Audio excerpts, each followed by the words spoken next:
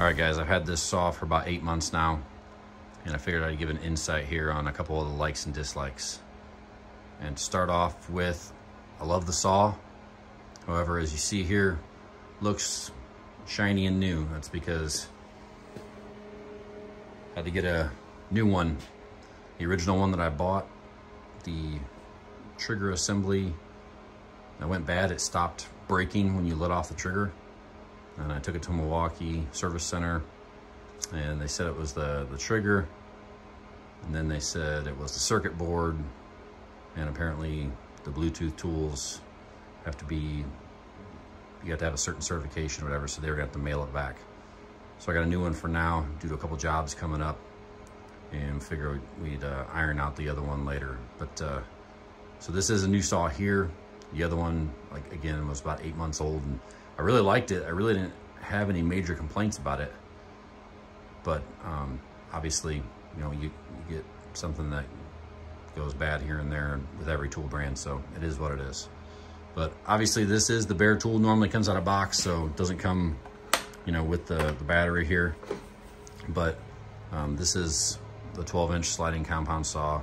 Really, really like it. One of the biggest things I do like about it here is, see if we can get it showing here. Let me unlock that. Is the shadow line, which I can't really, hang on a second, let me get a piece of material or something to sit up there.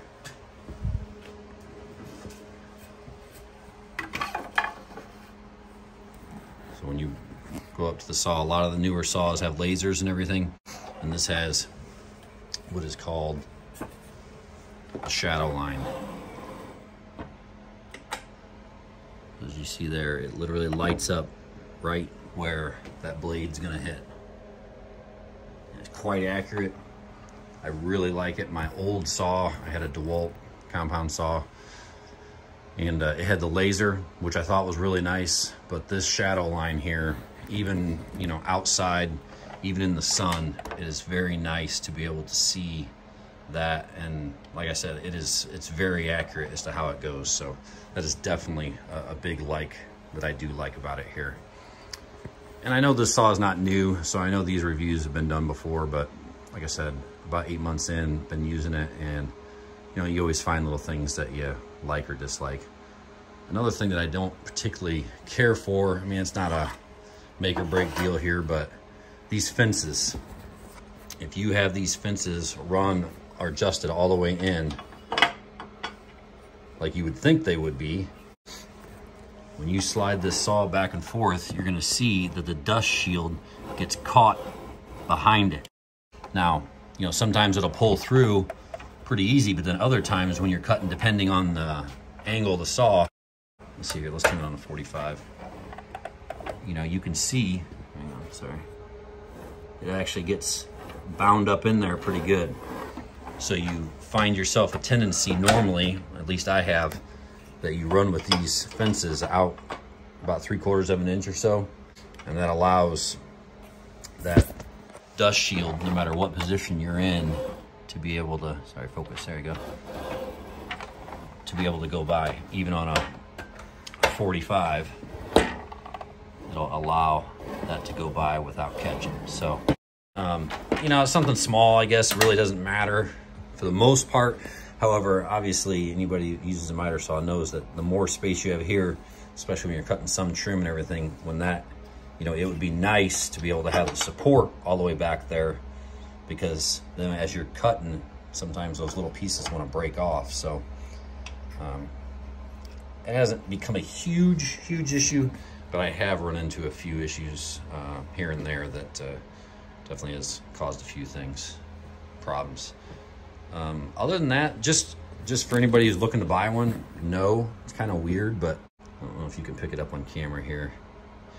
See the two mounting angles? So the foot on this saw is actually, it sticks up larger here on the left-hand side of the saw than it does the right-hand side of the saw. So when you're putting it on a mount, just keep in mind, you know, I'm running the DeWalt mount here, painted it red, but the DeWalt mount just because I really like this one, and I've had it since 2004, so a long time. But you do have to to mount it a little different on the mounting brackets. Doesn't cause any problems, except when I store it in my trailer, you know, the feet aren't aligned. So I did have to put, make the space where it stores a little bit bigger. But honestly, other than that, like I said, the brake going out on the other one, which, you know, when it slows down, it kind of makes a pretty loud racket. It sounded like it was damaging. The guy at the service center said it wasn't damaging anything. It was just, you know, not braking like it should. So other than that little snafu, I don't really think there's any major issues.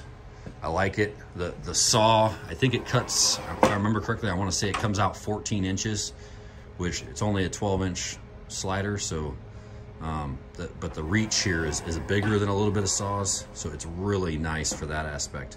Obviously, the only negative to that is the way this is designed. You do have a pretty considerable, you know, back. You can't set this saw right up against the wall like some of the other ones.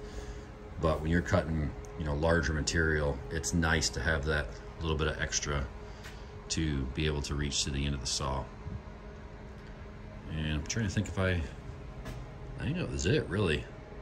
There is a lot of nice little adjustments they have for, you know, saw stops and you know, and stop for down. I don't really use those most of the time, but it is a nice little feature. Dust bag actually works pretty good on this one. Fills up pretty nice. Definitely by no means catches everything. And I do have a setup where I run the Packout vacuum. And actually, you know what? I'm gonna pause this video here and I'm gonna show you guys that setup. All right, so this is what I have done. I've got an extra set of the mounting feet for this miter saw. And then I just took some 1/4-inch plywood and traced, definitely not pretty, but traced some holes for the bottom of that Packout that will fit with the bottom of the Packout vacuum. Now I also had the older vacuum and I had a set of Packout feet on it, 3D printed ones. It worked the same, but just cut a little feet in here and then it'll actually lock into place on my little piece of plywood here. So that's good to go. And then that allows you not only to, you know, I set it up pretty close here where it doesn't matter what angle you are, and even if you slide the saw back, it'll still allow it. And then that vacuum hose will stay in there so that every time I come up, it takes a little extra step, but I just reach over, click on the vacuum, run it, and then turn it off. And then obviously, especially if you're working inside, that does help a lot for the dust collection and everything. And this really didn't cost me. I actually had these feet from another miter saw stand, but I want to say you can get a set of the feet here for like 30 bucks, 30, 40 bucks. And like I said, just mounted some little small piece of scrap 1x and some 1/4-inch plywood. And then probably the hardest part, honestly, is to trace this bottom. Oh, sorry, here.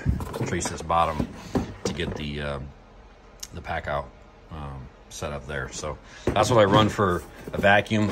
I used to have a corded rigid vacuum that I kept underneath there with actually a foot pedal to turn it on. I still use that if I'm doing a ton of cutting, but for majority of what we got going on, you know, for the smaller stuff I do, this actually works really nice. And then it stays with the theme of obviously being cordless. So, all right, guys. Well, like I said, I just wanted to do a short little video here on the saw.